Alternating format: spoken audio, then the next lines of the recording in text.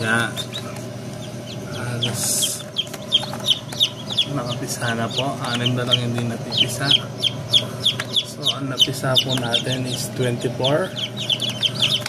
Yung mortality 2. Yan. So halos napisa po sila. Ito po yung nakasalang natin. Yan. Yan. Yung sa baba 10 days na lang mapipisa na. Ito ko sasang ng kahapon. So ang itlog po pag nilagay natin sa incubator 18 days nandito po siya sa taas. Ang itlog kailangan yung matulis nasa baba dito. Yan, dyan nakalagay. So after 18 days lalagay na dito.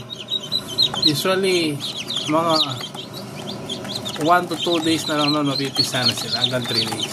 Yan, gutom na sila. Ang liliksi guys. Ito po yung mga anak ng aking mga Rhode Island. Yan. Sobrang ganda. Yan. Ang liliksi. Meron po tayong Black Astro tsaka Rhode Island po ang mga yan. Ang dami po po nakasalang. Wow. Ang ganda. Automatic na po pala to, no? Ang ating incubator. Ang mga naunang napisa natin, unang beses na nakapisa to 13, tapos 12, tapos 11.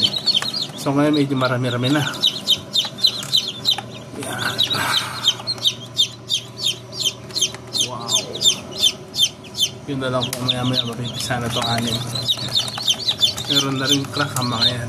Ayan o. Ayan o. Ayan o. Ayan o.